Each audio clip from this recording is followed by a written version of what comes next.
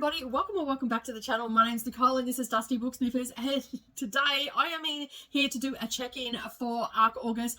I know I have been a bit of slack, but we're 2 weeks into the event, so let's get started.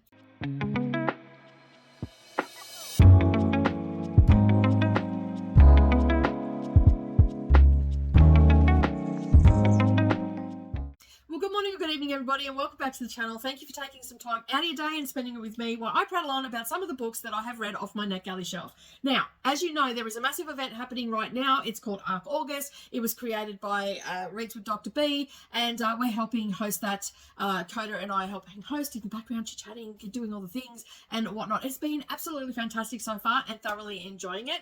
And of course, I will link up down below all the other people that are co-hosting as well, so you can go and check them out. All right, so I have been reading Up a Storm. I am on Team Sharkbite, and so yeah, I'm a villain and I'm reading these other team's prompts and trying to steal points from them. Am I succeeding? I'm not too sure, because it has been a pretty hectic month, family-wise, work-wise, and also reading-wise. So to date, I have, at the halfway mark, I was at 17 books that I have read. So I'm going to go through some of them today. Will I go through all of them? Probably not. If you want to check out all of the books that I have read, I will leave my Goodreads link down below. You can go and check out all of my August reviews. That's probably the easiest way to do that. They're all dated and whatnot, so you can go and check them out. Without further ado, let's get into it. So the first book that I'm going to talk about is Jasmine Flowers and Pounds of Sugar. You can see the cover here. I am not even going to attempt to say that name because I know that I'm going to butcher that, but I think their last name is Vijay. So yeah, this has come out by the publishers put this out. That are going to put this out is Cole, I think, books, and this comes out in October 7th to be exact this year. So it's not out yet. It's multicultural interest, romance, and teen YA, and basically we are following two high school seniors who despise each other. And that. So we've got Giovanni, I think is how you pronounce it, probably not. Patel despises her neighbour Everett. They are rivals in every sense of the word. They both have restaurants, and so Everett's parents passed away when he was younger. He lives with his grandmother, and they have a restaurant directly across the road from the Patels. And so there's that rivalry. And then at school, there's also a rivalry as well. They try to outdo each other in debate, in all classes and everything. But Giovanni has a little bit of a crush and whatnot. So yeah, yeah, they basically we look at the struggle that Everett's going through because he's barely keeping himself afloat with the restaurant and all that sort of stuff. So his parents die. You know this from the synopsis and everything. So and we've sort of, as you go along, you get the sense that we're looking back on this. It's not happening in the present. So at first it felt like that, but then it started to feel like we were looking back at things. So yeah, so that was quite interesting how it went. But I have given this a substantial rating. I'm just bringing my rating up now because this was right at the beginning of the month. I reviewed this on the 2nd. I did review another book, but I will talk about that a little bit later. This one, which was off NetGalley, so I'm just talking about my NetGalley stuff so far. So I reviewed this on the 2nd of August. I gave it 4 stars. And it's a YA contemporary romance that blends cultural richness, a teenage rivalry, and just the right amount of sweetness is what I wrote. The story follows them, as I said, as their rivals, and it's set in high school. It captures the hecticness of what happens in high school, with all the things that you're going on and trying to balance, trying to learn that life balance that you need with family balance as well. So, and it sort of is an enemies to lovers. It's filled with lots of little charm and all that sort of stuff. But it was fairly slow burn, but the banter was good. And the friendly rivalry that they had as well. It wasn't like I hate you rivalry. It was definitely friendly because they have known each other all their life. So if you're into teen YA, contemporary romance, slow burn with cultural elements and all that sort of thing that goes with that, then you will absolutely love this book. As I said, I gave it 4 stars, and I also got auto approved by this publisher after this review and got a featured review as well. They were very happy with the review. So as I said, you can go and check out all the reviews. I'll leave my good read link down below. You can go and check that out. So we started off with a bang, and then of course we had a prompt drop that we had to what was it called? I'm just trying to think what it was called now. I think it was a hard challenge, and we had to read a book of 500 pages or more in a day. So I went hunting because I didn't have a 500-page book on my shelf that I could find. So I went hunting in the Read It Now, and I came up with Contests of Strength. There was other prompts that we needed, like it needed to be over 500 pages, and then there's other points that we can get as well, which give us bonus points on top of that. So if you read from a BIPOC author, LGBT, etc., etc. So minority groups and all that sort of stuff. So yeah, so I went hunting and tried to find something, and I came up with Contents of Strength by Melissa Slager. This comes out, this had already been out. This was a Read It Now, so I was able to just grab it out. This came out on May 20th in 2025. It's put out by Truth and Story, and also the Independent Book Publishers Association. So it's historical fiction. It also has multicultural interests in it as well, and it also is falling under general fiction as well. So it is I don't know how to explain it. It's sort of like a drama with a bit of romance thrown in there. But what this book is about, it's set in 1699. And we have Dashu, who is a quick-tempered warrior struggling to tap the spiritual guidance he needs to help his beloved brother in their whaling canoe and regain a good name in the community. Meanwhile, Amun, I think is how you pronounce her name, is about to become a woman when she is kidnapped. So become a woman, I mean, like get married off, and, you know, she's coming into her womanhood and stuff like that. So there's all these ceremonies around it. And so she is kidnapped basically on the eve of this, and subsequently put into as a slave in this community. And she helps the village shaman. So we've got this little magical side of it with her story and the shaman helping and all that sort of stuff. And then we've got this angst coming from Dashu. And so basically I did not know what to expect, but I thought, you know what, this is going to hit all the bugs. And in the background, we have this impending disaster, okay, about to come, which is a tsunami that hit the Pacific Northwest in January 26 in 1700. So it says here, the danger is mirrored by a seaside landscape of crashing waves and rugged cliffs, with the hints of impending disaster building at every turn. When the earth finally shakes on a winter's night in the 1700s, a wall of water is set rushing towards Dashu and Amun's village. And it just says then, will their dreams survive, if they survive at all? So I read this and absolutely fell in love with this book. I gave it 5 stars straight off the bat. And then I got an email from the author saying, thank you so much for the review. So that was quite sweet. So actually, sorry, I gave it 4.5 stars, not 5. So, because it was a little, I felt that I took a little bit off because I felt like it was a little bit too long. But anyway, 4.5 stars. So, as I said, I fell in love with this book. It completely swept me away. I was absolutely charmed by everything. That impending, like, I hate war. Like, just the fear of a tsunami, like, does my head in. So having that constantly in the background, knowing that they have nothing of what we have today to give them warning or anything, so they're going to be hit blindsided by this tsunami.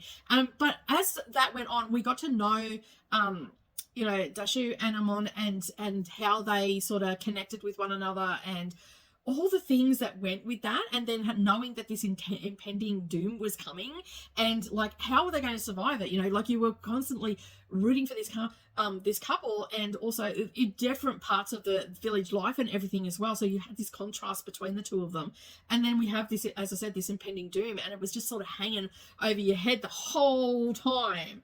But the thing is, this was so well done, and I might add that this has been 14 years in the making, this book as well, but it was so well done that I just wanted to keep turning every page. This came in at 520 pages. It's a bit of a chunster, but it met the prompt, but I absolutely loved it. And quite honestly, I think that this is one of those stories that would end up on the Women's Prize for Fiction, and I hope it does, because it really needs to see the light of day. So I'm so glad that I, on a whim, picked this up.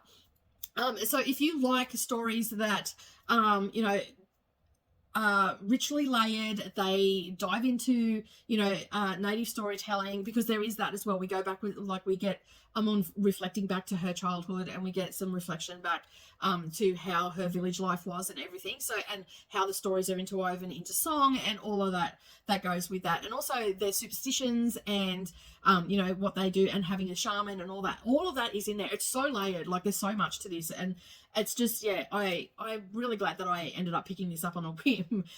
You know, and I only picked this up because it sounded okay. And I thought, well, it's historical fiction. That's my jam. I usually have a good time with historical fiction, but having that, you know, survival story as well in there. And it's just, yeah, it is character driven as well. So if you like that sort of thing, then absolutely add this to your list. I think you will really enjoy it. As I said, the author was sweet enough to send me a heartfelt email saying, thank you so much. I'm glad you enjoyed it. And all the things from my review. So I was happy to review this for Melissa Slayer. Wonderful book. I think everybody who loves historical fiction, likes native storytelling, character driven, and bending doom hanging in the background, then this is definitely a book for you. So yeah, go and pick it up. I think you will enjoy it. Okay, so I also reviewed one that I started before the month, which was Gardening for Beginners. That's what this cover looks like. It's just basically, as it says, Gardening for Beginners. It gives you tips and tricks and how to get started and everything. I gave this 4.5 stars. It was a good book. The pictures were laid out really well. I don't have really much more to say than that. It's a how-to guide, so pretty easy. The next book that I read was When We Had Wings. This was an audiobook. This is by 3 different authors, and I will say that I was surprised that this was by 3 different authors. This came out, this was the audiobook that I was reviewing. Now, this was on a listen, was it? Yeah, no, I requested this book. This came out in October 2022, but the audiobook has only just come out. It's put out by Harper Muse. It's historical fiction, women's fiction. I hate that title, but anyway, it's historical fiction. It's set in the Philippines in World War II, and we're following the story of 3 nurses. And basically, this was, as I said, this was done by Ariel Lohan, Christina McMorris, and Susan Messina. These are the 3 authors that did this. It was absolutely fantastic. The narration was done by, oh no, that was, yeah, and the narration was done by Saskia Marlevin.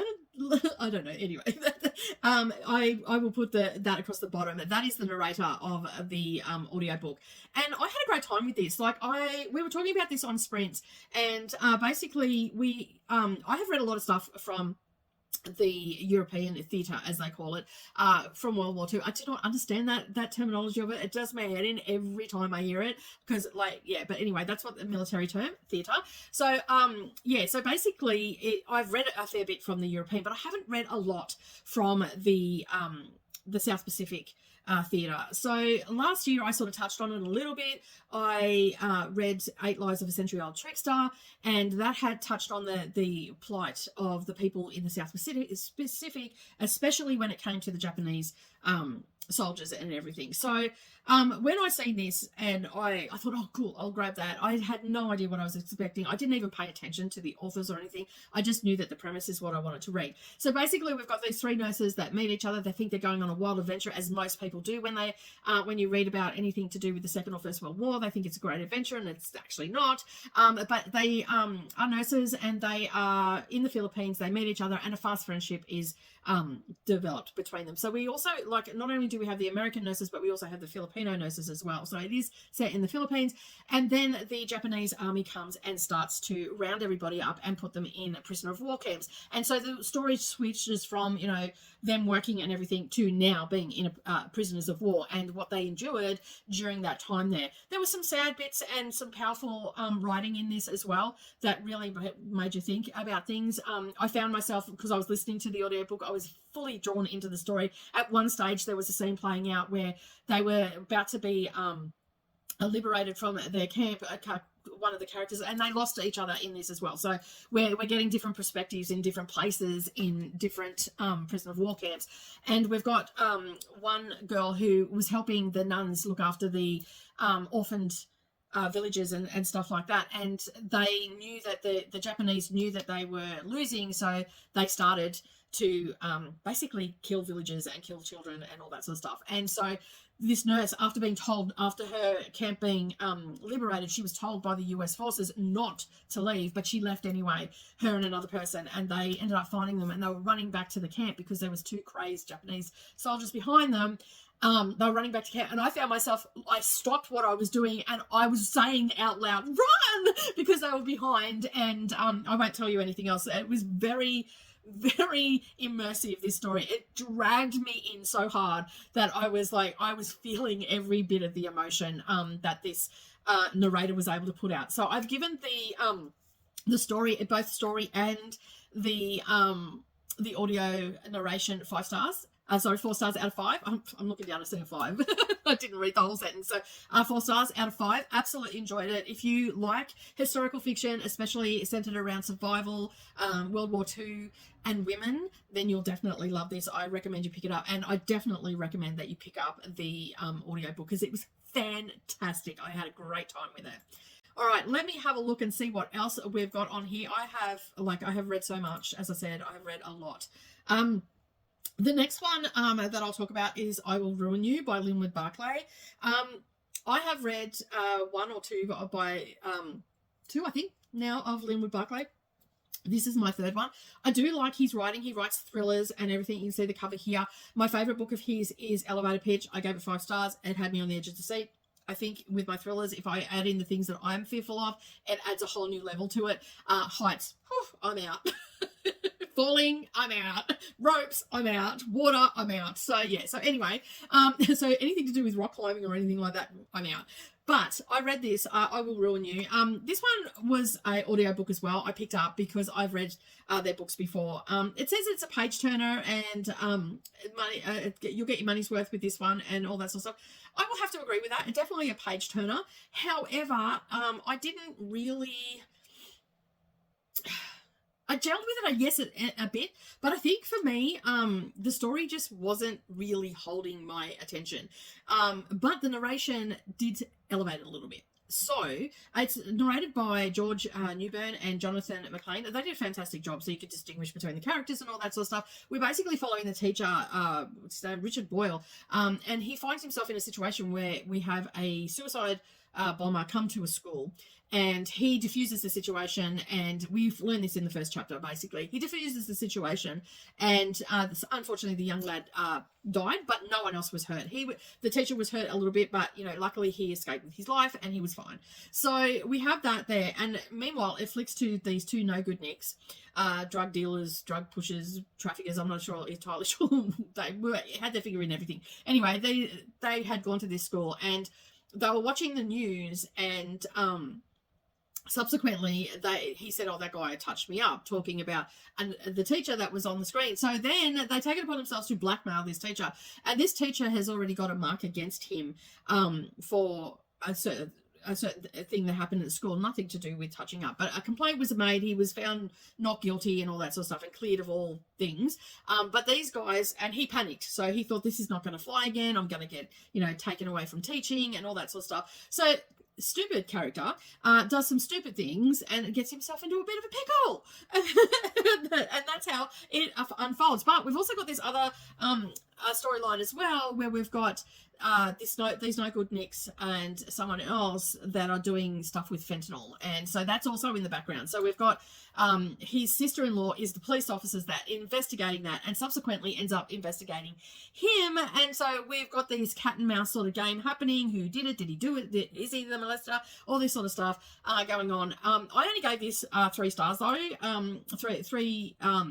The actual audiobook I gave a 3.75, but I was only reviewing that. So, but the story I would say is probably a 3.5.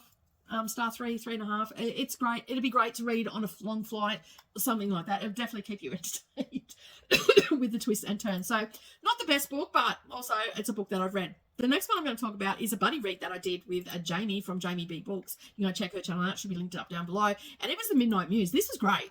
This was great. I had a fun time with this one. This one is a heavy metal band. Their main, just a quick overview of it, their main lead singer has gone missing, presumed dead, and so they take it upon themselves a year later to go out where she was and all that sort of stuff. They end up taking mushrooms and it all happens, right? It is basically a horror story that is action-packed. It keeps you on the edge of the seat. You've got things that go bump in the night. You're out in the forest. You've got people, getting done and all that sort of stuff. I just had a great time with this. I could not pull myself away from this book. I've given it 4.75. I highly recommend it to anybody that loves a good horror. So basically I've said if you love a creepy, secluded cabin in the woods horror with fungal weirdness, psychological dread, and a bit of gore, then this is the book for you. I think you should pick this up most definitely. And I will, I reviewed I've read this because I've just seen it and I thought it sounded really good. Now this doesn't come out until March next year, so put it on your to buy list. I will talk about it a little bit more as we get closer to the publication date. And it came out by Clash Books. I have been having a great time with Clash Book Publishing because I have been just getting some really good books. So yeah, so it's horror, mystery thriller. So it's a combination and it's new adult. So yeah, go check it out. I think you'll really enjoy it. You probably could still request it on NetGalley if you're someone that does NetGalley. But I had a great time reading it with Jamie from Jamie B. Read. So yeah, we didn't talk too much about it on screen because there was a couple of people reading it that weren't up to where we were in the book. But we had 10-hour sprints and we finished it in that time. So I think I had about 30 minutes left when we finished sprints. So near enough, right? All right, let's have a look and see what the next one is. Okay, the weirdest book that I have read this time is, I got this because of the title, purely because of the title. Now this is definitely a weird book. Okay, it's called Beyond the Planet of the Vampires by Ulrich Bear, I think is how you pronounce their last name. And I honestly got to the end of this and had no flipping idea what the hell I read. There's some books out there that will just make me feel as dumb as anything. And this was one of them. I did not get it. So this is a speculative, avant-garde, queer horror novel that reads like an erotic vampiric nightmare, directed by Jodorowsky. Anyway, by someone in playing at the 50s drive-in. So anyway, it's all I can say. This came out in June, so as you can see, I am trying to catch up on some of the other ones. When I first read it, I thought that this was going to be great. Okay, so let me just go back to the description of this and what made me pick it up in the first place. Beyond the Planet of the Vampires is a gay pulp horror novel of chance. The narrative erratically loses and regains consciousness during an apocalyptic space invasion of psychic vampires reaching across intergalactic fathoms in search of future victims. Sounds good, right? Sounds like a fun time. Yeah, not so much. So it really did lose me. Now it is very experimental. They're pushing the limits. The author is definitely pushing the limits in this one. It was a quick read. I think it came in at 100 or 200 pages. No, not even. I think it was only like 112 pages or something along those lines. So it came out in June 2025. I gave this 2 stars, 2.5 stars. I'm sorry. I started my review with, well, that was a journey. Going into Beyond the Planet of Vampires, I was expecting a dark, pulpy vampire novel, something surreal and maybe a bit experimental, but still rooted in the kind of narrative. What I got was far more abstract, lyrical than I was prepared for. This isn't your typical vampire tale. It's dense, disorientating, and leaves heavily into poetic prose, themes of submission, identity, and queer desire. That is very much what it does. But I was lost. The writing was experimental, to say the least. It almost feels like a stream of consciousness poetry. And at times, I honestly found myself lost. The use of your YR instead of your threw me off every time it went in, because I read this one. And so for me, when I'm abbreviating the word year, I use YR. When I'm talking about your things, what you are is what I use. It threw me off, and it took me a long time to find any kind of rhythm in the text as well. And even when I did, I wasn't quite sure what was happening, but I could feel something, which I think is part of what Brer was trying to do, and that's pretty much yeah. And as I said, while this was not my thing, I can see how this would appeal to some readers who enjoy challenging avant-garde literature with rich queer subtext and heavy symbolism. It just wasn't for me. Not this one, but I read it. That's probably my lowest one I've ever given on NetGalley, to be honest. And it's probably the first one that I've gone, what the hell am I reading? And then I've also read Knitting Cowlets by Tally, I think their last name is. I can't I don't even want to try their first name, but anyway. Knitting Cowlets. This was a pretty basic book. It's got your cowlets. It's like you knit them, and it's almost like a skivvy neck, but it's not the full jumper, so it's just like the neck part of it. So that was pretty good. The pictures were beautiful in it. I love the information in this one as well. Like, it gave you a lot of information about the yarn and the different things that we used in all of the projects as well. So, and there was pictures for every project as well. So perfect book for that, 5 stars. I also did Knitting for Olive as well. Yes, I do review knitting books. While I don't knit, I do know how to knit, but I don't knit.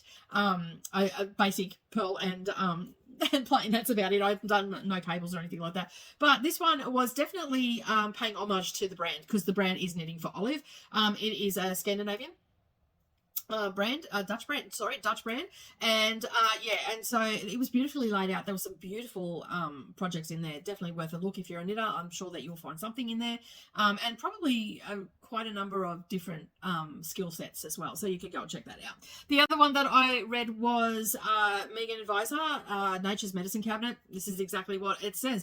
It is a medicine cabinet, and of all herbal remedies and stuff like that. Of course, there's warnings and everything in the front of this book about pregnant women and children. Please read those before you get into them. The Knitting Cowlets came out in September. The Knitting for Olive was wanting more eyes on it, so it came out in 2023, but it was only just on the Read It Now. And May 2025 is the Nature's Cabinet. It's got lots of pictures in it and all that sort of stuff, but they are drawings. They're not actual photographs, but it gives you an image to look at for what you're looking for, and everything seemed to be worked out really nicely in there as well. Like, the measurements seem right and all that. I do dabble a little bit in caring for myself with Nature's Cabinet, essentially. So I always have a lot of herbs and potions and stuff happening, and all that sort of stuff. So yeah, that was quite a good book. I gave all of those books, I gave 5 stars. They were all very well presented. They were all very easy to navigate, and there were lots of things. Even though I'm not a knitter, there were a couple, like more than just a couple. There were a number of things that I would have loved to have tackled in the knitting books. And the Nature's Medicine, well, I'm just interested in that, so that's always going to be have a lot of stuff in it, and it was really easy to navigate and all that sort of thing as well. All right, so the next one that I reviewed, and this was on the 8th of August, I reviewed that, so we're starting to get along. This is put out History Through Fiction. This is called The Porcelain Menagerie. All I can say is, if you don't like women being oppressed and animal cruelty, step away from this one, and especially chapter 30. Whoa, that was a ride. So I got the audiobook for this one, I think, was it? Yes, the audiobook I got. Oh, sorry, yes, I did. It helps if you go to the right page to check that. I did get the audiobook for this one. Believe me, I've read a lot of books this month. You can see you'll understand why I'm confused. This is the cover of it. This is by Gillian Forsberg. And this one comes out, this one comes out on the 21st of October this year. And basically it is a historical fiction rooted in fact. Okay, so I have given this 3.75, and I gave the audiobook, that's what I gave the audiobook, and the book itself I gave a 3-star. And as I said, you just check the warnings on this one, because it does have animal cruelty in it, and it does have confronting treatment of women, and chapter 30 is a wild ride. It is set in, but it is beautifully written. Like, it is written really nicely. The story, if you get past that, is pretty good. I did enjoy it. Like, I wouldn't say it's a phenomenal read, but I still enjoyed my time with it. And it takes us into the 18th century and following 2 intertwined timelines. And basically we start in the 1730s, where we meet Johann, and he is a talented porcelain sculptor.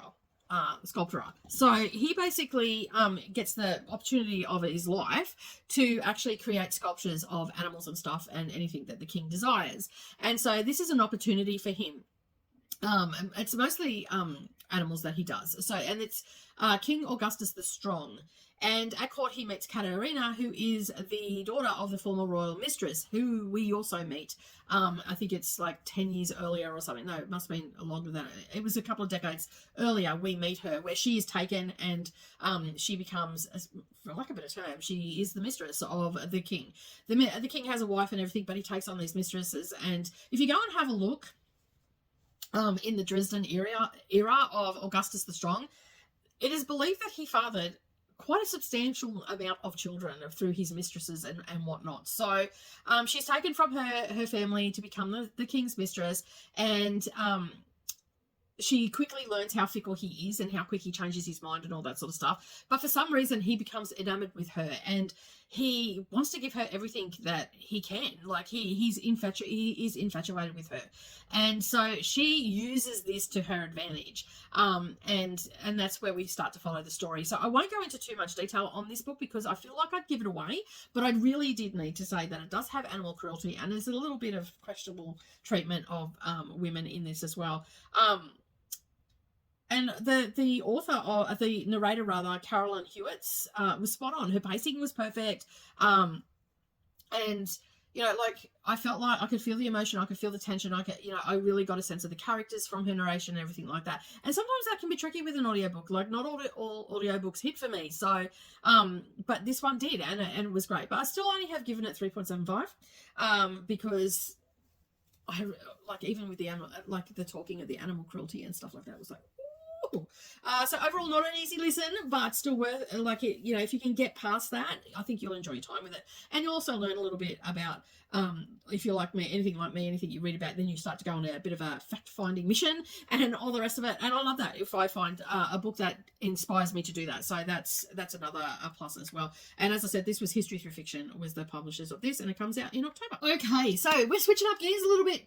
And your girl decided that she wants to try and read more non-fiction during this event. So we had a weekend event called what was it called? The Kraken event. And basically we had to collectively, the competitive teams, because there is a non-compete team on this, so you just read books and you log them and stuff like that. So and there's no competition or anything like that. The other 4 teams, not the Sharkbites, we took a rest for the weekend because we're being reading our little butts off to challenge the teams, to take points away from them and all that sort of stuff. So Vanessa created an event, a weekend event, and we had to collectively fight the Kraken, the competitive teams that had to read 40,000 pages collectively to beat the Kraken. So we took a step back, the Sharkbites, but we sent in our buddy, the Kraken.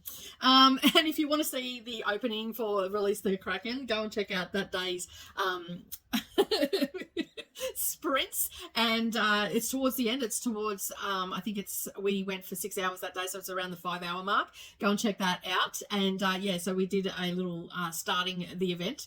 It was a lot of fun, but anyway, I decided prior to that I was going to look for some non-fiction, because next year I want to read the non-fiction long list from the Women's Prize, but I don't know how I'm going to go, because you just don't know what's going to be on there. So I thought, you know what, it's time to look for new releases in the UK for non-fiction books. So I got a few done. I've pulled a few off. I've created a list, possible, Women's Prize. So I'm going to try and endeavour to get through them before February, and hopefully I will have knocked a few off, because as you know, I'm travelling to the UK in January, and I'll be there for 4 weeks.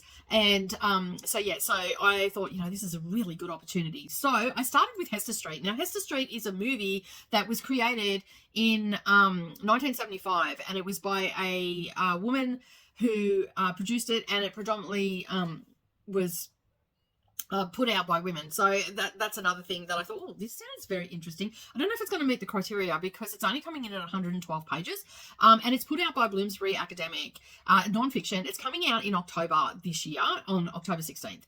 So this is Joan Michelson-Silver's debut feature film. Hester Street in 1975 depicts the immigrant experience through the eyes of Gittel, I think is how you pronounce it, and who was played by Carolyn Kane. A young Orthodox Jewish woman arrives in New York City from Eastern Europe at the end of the 19th century. Reunited with her already assimilated husband, she finds that they now have little in common.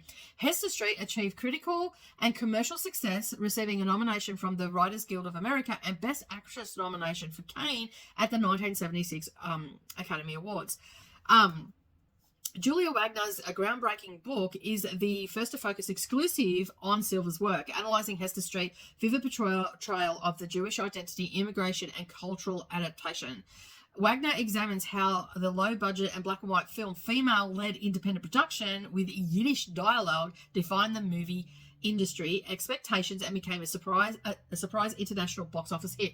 Through close analysis of Hester Street, Wagner highlights its significance as a milestone in history of women filmmakers in Jewish cinema and ultimately a much-loved film classic. Okay, so in saying all of that, it was really good. I really enjoyed it. I want to watch the movie. I can't find it anywhere here, so I couldn't even buy it here. So I'm going to have to keep an eye out for it. There are snippets and everything on YouTube for it, but I don't want to watch it. I want to watch the whole movie in its entirety. Now, I'm not a movie buff as such, but when you read something like this, it sort of spurs you on to go and have a look at different things, and that's what I did. So I've given this 4 solid stars. Like, it definitely is. It's captivating. Like, it had me drawn in. I wanted to know more. It gave us a snapshot at the what they were talking about, the Jewish experience, coming to a country that you don't know, not being able to speak the language, having your husband already here and him sort of moving away from his Jewish faith a little bit and all that sort of stuff, and the impact that that had on her life. So it actually follows Gittel and her experience. And what made this even different is, as you heard me say, it has Yiddish dialogue. I don't understand Yiddish at all, but I feel like this would be something that you could really watch and immerse yourself in and probably go down a little bit of a rabbit hole. So it was really low budget as well. So yeah, there was lots of information in here, and just how also, like, after it came out and the critics and what they said were a lot of backhanded compliments and stuff like that, it was a very interesting read. So if you're into nonfiction and you're a bit of film buff and you've not heard of Hester Street before, pick this up, because as I said, Wagner really takes you through the nitty gritties of this and all that sort of stuff. So you will learn a lot and you'll be able to watch a film that you may not have seen before. So I'm pretty happy that I got that. So that was a number 1 that I got done. So on the Saturday of the event, I read the nonfiction stuff, and then on the Sunday I listened to audiobooks just to give my eyes a little bit of a rest, because it's a lot of books to read. And these were all very short. So that, as I said, that came in at, I think it was 112 pages. The next one was around 208 pages. As you can see here, this is from Barbara Blatchley. This is called Sorrow's Long Road, A Science of Grief. So what happens in this one, this is put out by Columbia University Press. This is actually getting released in September on the 16th. And this is being published in the UK. So all the books that I'm talking about right now are getting published in the UK. So they qualify for the Women's Prize for nonfiction. So this one is being put out by Barbara Blatchley. She's a psychologist, and she started looking. Sorry if you can hear that noise, but Alfie's playing with a plastic bottle in the driveway, and it's quite loud. It actually scared me there for a second. After research psychologist Barbara Blatchley lost her husband of 36 years, her life changed utterly. Seeking understanding of pain confusion that she felt, Blatchley began exploring the psychology and neuroscience of bereavement. Why does grief last as long as it and hurt so much? How do we come to terms with loss? So that is basically the book in a nutshell. And then we basically get this snapshot of her grief, and then we find the distinguishing factors between grief and grieving, because they're two separate things. And basically we've got all this personal narrative in the book, and we've got also from other people. And towards the end of the book, she asks a series of questions to people that have lost either their husband at a young age, elderly people, a mother that's lost a son, and how they coped with it and all that sort of stuff. So if you're someone who is in the throes of grieving or grief, or you know someone that is, this would be a perfect book for you to read, because it does give you a little bit of a breakdown of different things.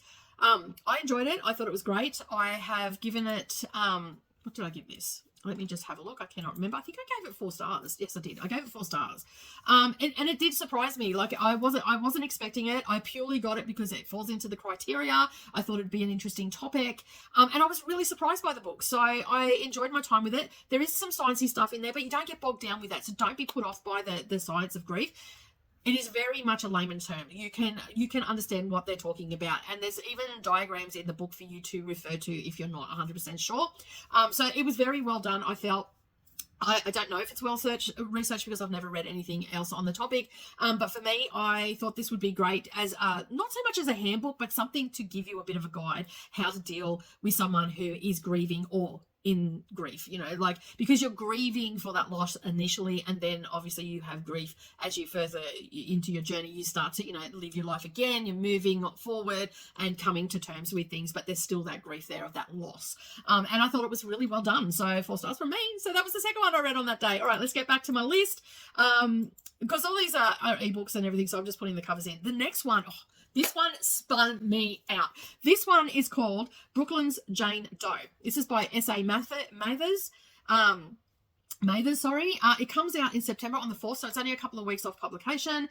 It was pulled out by Bloomsbury Academic. It's true crime, this one is. So this one starts off, the description of it. It says, I've had the misfortune of being raped twice, once in the park and again by the media, wrote Jane Doe, the victim of the infamous stranger rape in Brooklyn, New York. 2 decades later, Detective S.A. Mathers reopens Doe's case to bring her justice. In April of 1994, a horrific details of Jane Doe's assault was widely covered by the New York City newspapers, following misleading information from NYPD officials to Pulitzer Prize-winning crime reporter Mike McAllery. Convinced that Doe, a queer woman of colour, was fabricating her account for political amplification, McAllery launched a journalistic smear campaign against her. Permanent harm was done to Jane Doe, who was ridiculed and gaslighted publicly, and thus to all survivors who face the silencing spectre of being disbelieved. 23 years later, as lead investigator on the case, retired detective S.A. Mathers, it helped Doe achieve an apology and closure she had long desired, with her case finally being allowed. When her case finally allowed to be reopened and investigated. Brooklyn's Jane Doe tells her story and highlights the struggle for justice that so many survivors face. So, where to start with this? One, we have a Pulitzer Prize winning journalist running a smear campaign against this poor person that has already been victimized and brutalized and, you know, had the most horrific thing happen to her, and then subsequently to be not believed, and then have a Pulitzer Prize, obviously well-recognized journalist to get information that was not correct, and then took it upon himself to write a smear campaign. I was gobsmacked. There was a lot in this book. This only came in at around just over 200 pages. So, as you... Alfie! He loves plastic bottles. Have you ever read a book where you sit there and you're so gobsmacked by it that you're just sitting there in disbelief? This was one of those books. I was just turning things over in my head, I'm just like, oh my god. It was just wild. Like, this guy, as I said, she was raped on the way. She was on the way home. She was raped, and they call it a stranger rape because she didn't know the person. And she went to the hospital, and basically her statement was taken, and then there was a series of events that happened. So we had this leak from the NYPD that said that, you know, these just different things. There was miscommunication. There was everything that could happen that was happening in this book. And just she was victimized harshly in lots and lots of people said that she was making it up, all because of this article. And the worst part of it is that, you know, it didn't matter what she said. No one was going to believe her because this guy had written this article. And it also highlighted the struggle that the police have. The dog was getting out of control with that plastic bottle, so I just went and took it off him. I had to wrestle him for it. That was hard. Anyway, so just the fact that he didn't even retract it when he found out that it was not true. He did not retract it, and I was just sitting there going, "Are you kidding me?" But it also highlighted how when victims report rape and how shock also affects their demeanor and their actions and all that sort of stuff. Because she was in shock, she became almost matter of fact. And the author of this book, Mathers is explaining, you know, she was trying to take it. She had just had something that took complete control away from her, and so she was trying to take that control back, and basically became very matter of fact. And so there was, you know, there's that element in the book as well. And then also the fact that, you know, people can then, you know, police officers then misconstrued that. And then also the limitations of the DNA at the time in 1994 and all the rest of it. And also how that has changed over the years and everything like that, and how the codex has become a much better database of DNA and everything like that. So there was a lot of information in here which I was all over, because I love that sort of stuff. And so if you are into like, if you're like into, you know, how the justice system works, all that sort of stuff. The one thing that really annoys me in this book, and annoys me all the time, when I, like, the statute of limitations,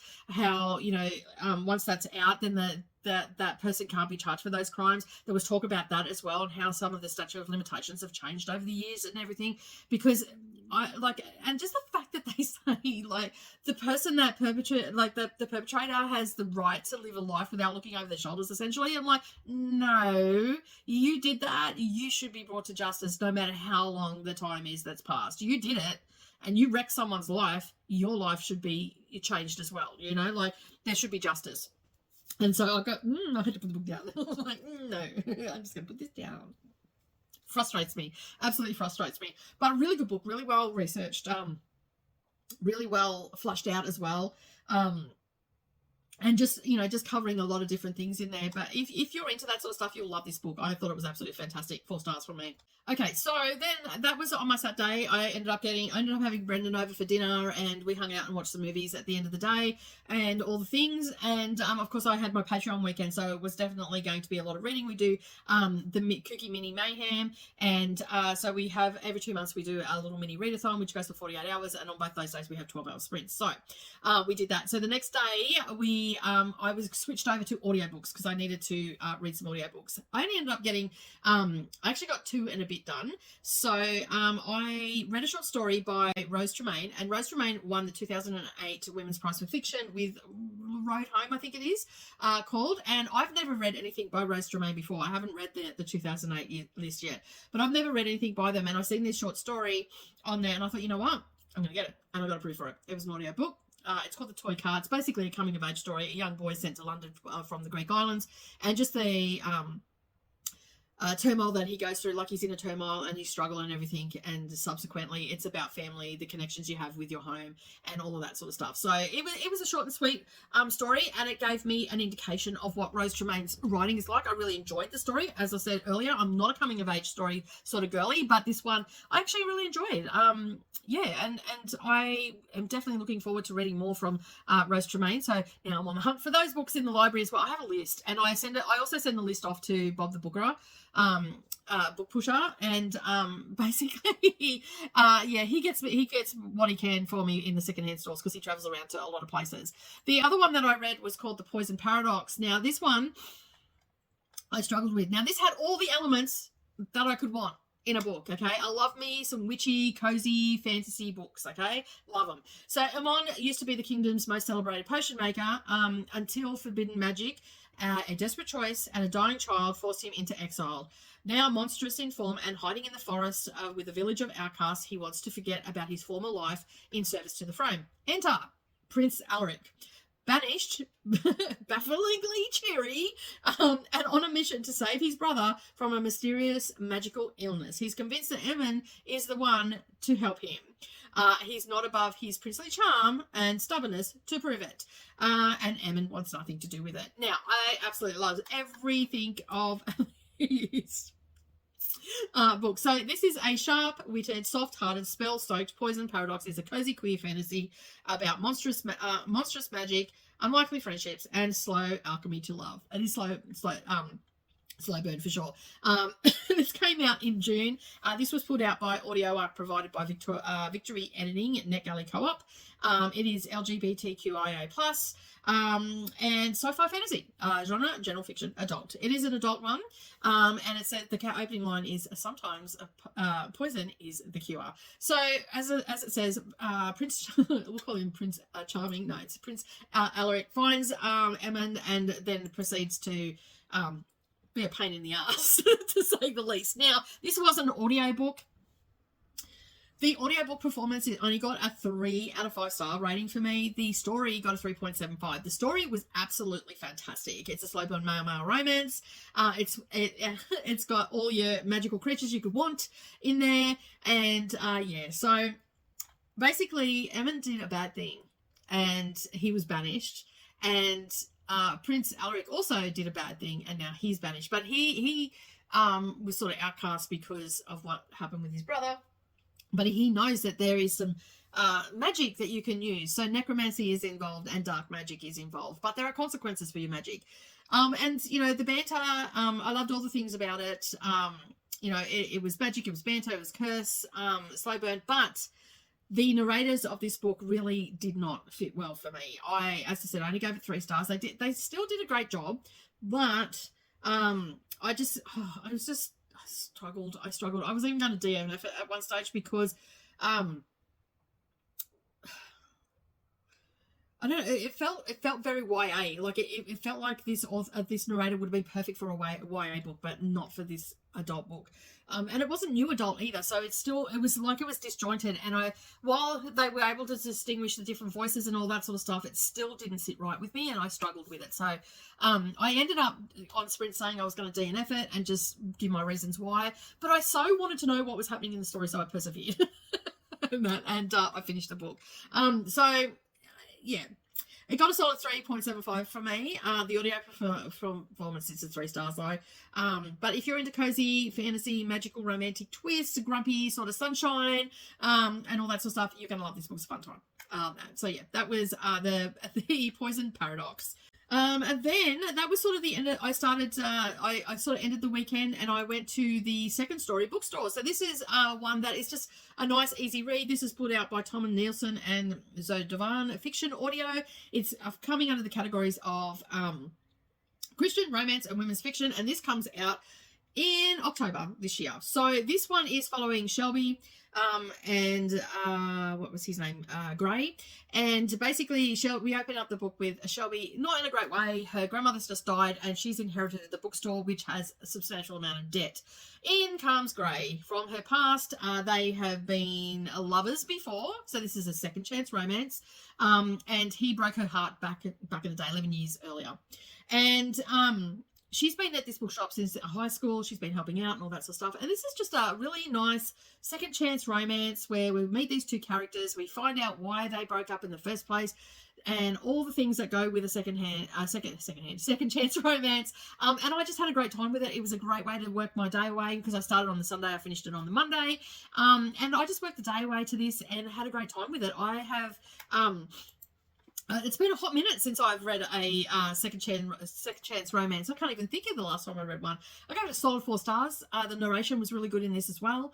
And yeah, and like it wasn't just a second chance romance either. It was also a second chance for Gray, because Gray's father had killed someone in the town. I think it was from drink driving, if my memory serves me correctly. He was a bit of a drunk, or he punched him or something on the porch or something. Sorry, that detail slipped my mind because it was a detail, but it wasn't a prominent detail. So basically, this happened when Gray was younger, and Gray basically was victimized from the moment that happened until he left town. He was victimized, and he's come back to town because he had to come back for the reading of the will because Gran, even from the grave, is playing matchmaker.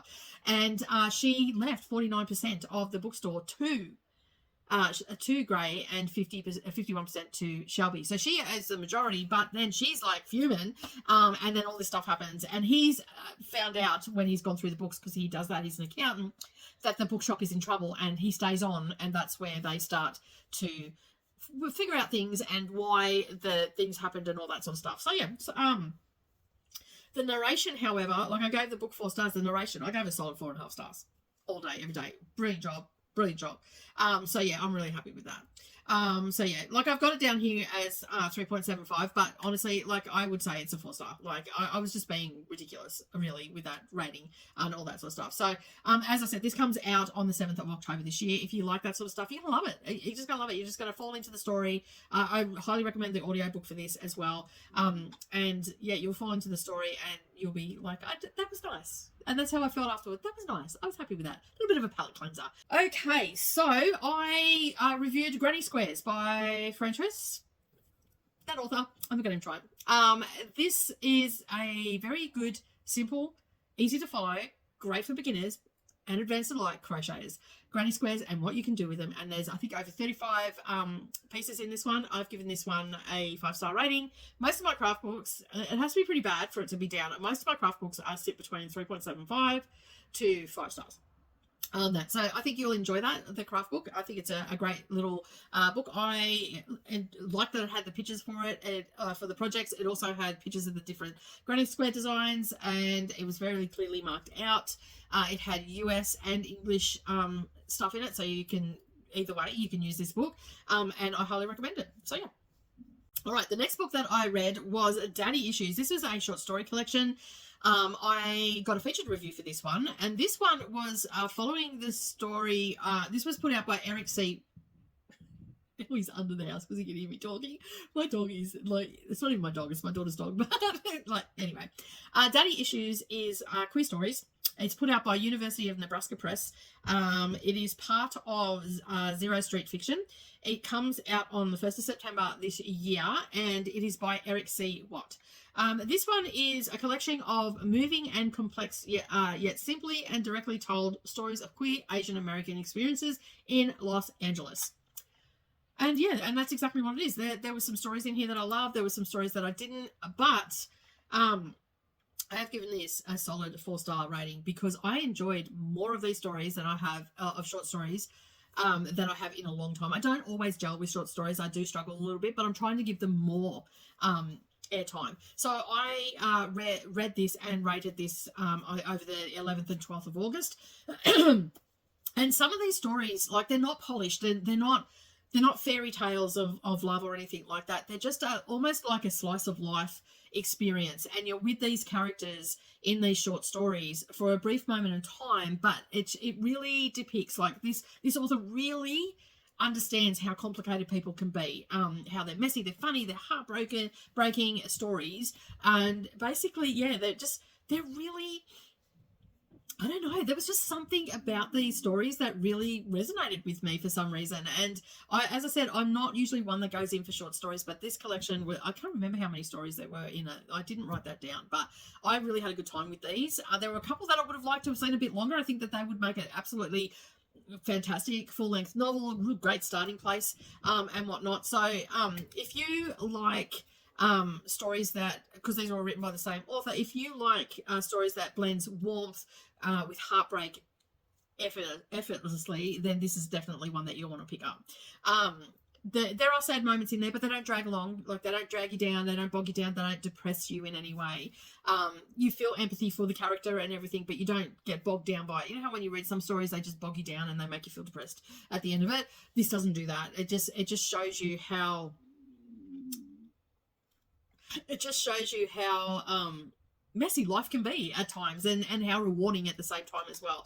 So yeah, so go and check it out. I think you'll thoroughly enjoy it, especially if you like short stories, queer short stories. You'll definitely love this one. Okay, so the next book that I read, it's an audio book as well. I did apply for the ebook on this one and I got rejected, so I applied for the audiobook and got accepted. This is being put out by Dreamscape Media. It is LGBTQIA+. It is under general fiction.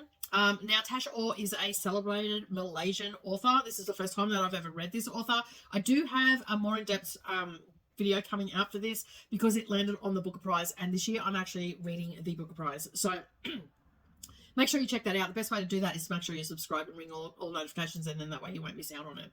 Okay, so this is following the story of Jay. It's a coming-of-age story when his grandfather dies and they inherit the farm. They go south, and basically the farm has fallen in disrepair for various different reasons. Asian financial crisis, basically droughts, and the trees are, just falling apart. Basically the disease and whatnot. Jay's father sends him out to work off the land, or whatever's left of it, and over the course of the hot, dense days, he finds himself drawn to Charm, who is the farm's manager's son. And basically, it's, as I said, it's just a coming-of-age story, and we get a real glimpse of what he's thinking, how he's feeling, all that sort of stuff. And basically Jay is 17 and Chan is 19. But we also get like backstory of the fathers as well as the mother and the siblings. So it's definitely a family sort of saga one. And this is the first book in 4. And I adored this book. And as I said, I got this as a excuse me, as an audiobook, and the narrator did a fantastic job. And the narrator is Winston Leong, I think is how you pronounce it. And I cannot remember what I gave it. I'm pretty sure I gave this 4.5 stars. So yeah, it was really well done. The audiobook, 4.5 stars. So yeah, the story itself, 5 stars. All day, every day. And as I said, I was lucky enough to get this, so it's on there, and you'll get to see more of that review in another video and all that sort of stuff. I will talk more about it. Yeah, so you'll get to see that. I'm crazy. I'm going to read the entire long list, but that's a story for another day.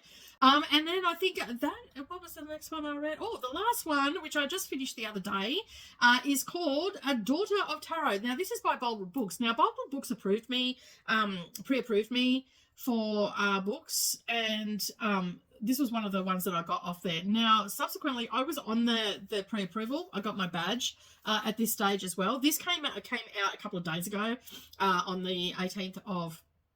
Sorry, it came out today on the 18th, a couple of days ago, because it's only the 19th, and it came out on the 18th in the UK. So, Boldwood Books is a UK-based publisher, and that, as I said, they auto-approved me. Once I was auto-approved, then they sent me emails, and that basically puts me into their book club, so to speak, and now they send me emails with books that are coming out for me to read for them, so I'm pre-approved with them. This was a historical fiction. It's called Daughter of Tarot by Claire Marchant, and this one is got a dual timeline. We're in 1644 and now, so 2025, and it's following the story of one family. Well, actually 2 families, it turns out to be. I thought it was one family, and then I'm like, oh, hang on a second, there's actually 2 families here.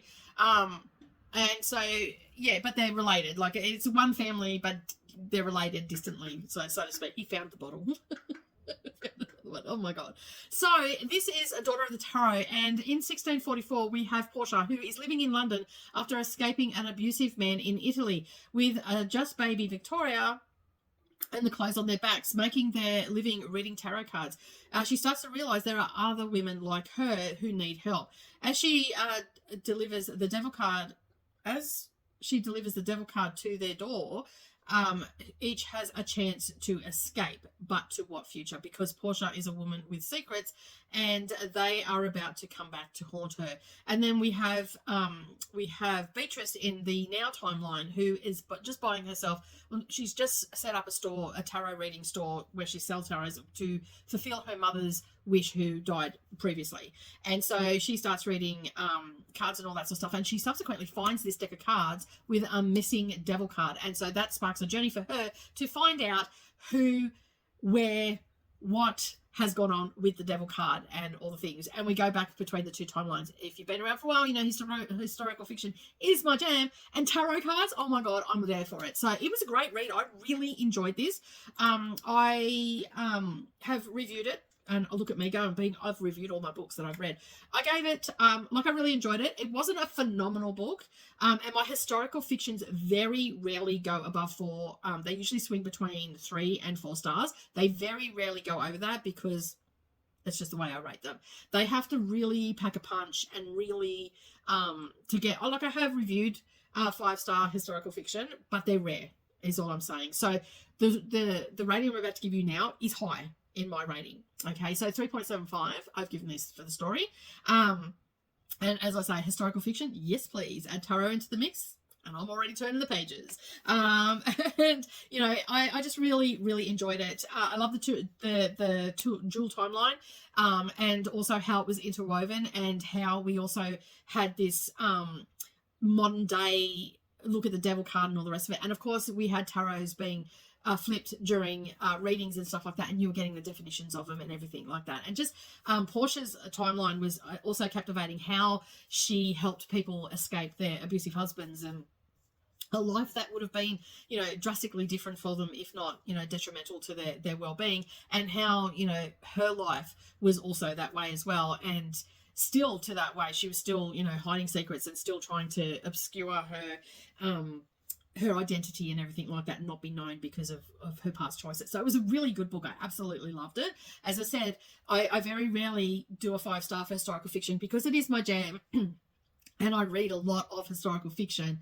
I've got a little bit harsher over the years with stories like, while this one had it all, it just wasn't quite a 4-star for me, or a 5-star, but 3.75, still a great book. I think you'll love it. If you like a witchy aspect and historical fiction to your books and a story of family and survival and all that sort of stuff, you're gonna love this book. I think you should pick it up. As I said, it's already out, or it's coming out today in the UK on the 18th of August. So obviously, if you're seeing this later down the track, it's already out. Go check it out as well. And it's not overly expensive on Kindle either. I think I priced it might have been on special when I priced it, but it was like, I think it was like $11 or something like that, which is cheap for me. For a lot of Kindle books are around the $15 mark. Some like there are also a lot that are not that. All right, but that is all that I have read so far. So let's do a tally, shall we, of what I've done so far. So bear with me for just a second. I'm just going to go to the page that will give me that. All right, so I just done a tally, and I've read 22 books so far, and that is to the 18th because, no, that's actually to Sunday. So what was that? The 17th of August. So the first 17 days, I have read 22 books, the mixture of audio and ebooks. So yeah, and craft books in there as well. That always bumps it up. So I am super excited. Of course, a new series has been born out of this as well because I'm doing the Booker Prize. So keep an eye out for that because I have some of the books on my NetGalley shelf, although they're already out.